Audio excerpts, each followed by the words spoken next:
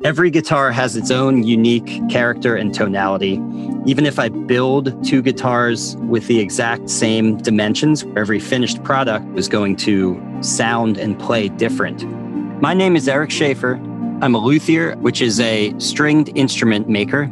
I build acoustic flat-top guitars out of my workshop in Burnville, Pennsylvania.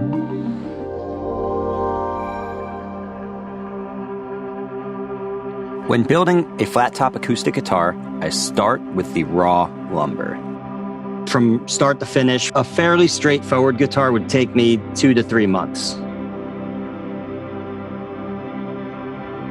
Bending the side slats into the smooth, graceful curves of the guitar body is a process that involves just the right amount of heat, moisture, and pressure.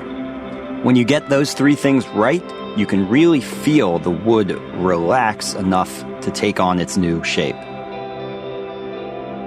Now, the real artistry begins with what I do to the backplate and, even more importantly, the soundboard, also known as the top plate. You can think of these two plates as resonant membranes upon which we build a scaffolding of braces. This is where you get significant changes in your end result, in the tonality of the instrument. The entire time that you're working on the guitar, you really don't know what you're building. You don't know what it's going to sound like. You're working under some assumptions that a certain wood or a certain way of shaping the bracing or some aspect of the guitar is going to affect the sound in a way that you're imagining. And then when it's actually done, there's always a little bit of a surprise. They never come out quite how you imagined. And I kind of like that aspect. I like that you can't really control everything 100%. There's a little bit of it that's just mysterious and always will be.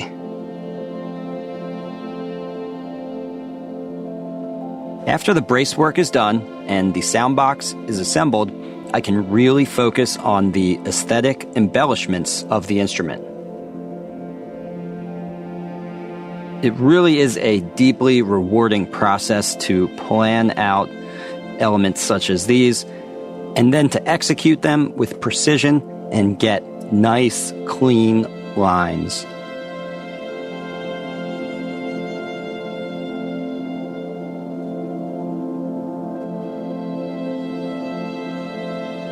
Finally, creating the fretboard and carving the neck are essential parts of building the ergonomics or the playability into the instrument. You need to think like the musician here and be in tune with his or her needs.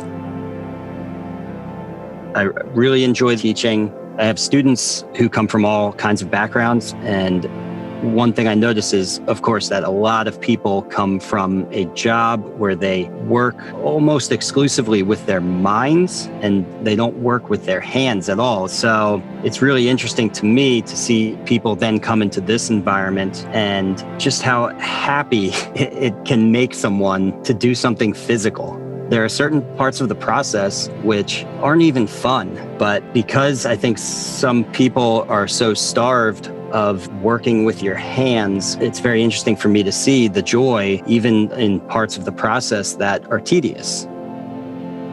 With each iteration of a guitar, I would try to improve just one tiny aspect of it, setting a micro goal every time. As long as I was getting slightly better, I was happy with that. I just really wanted to build guitars. Every guitar you build has a little piece of you in there. A guitar is basically comprised of many, many, many tiny little decisions.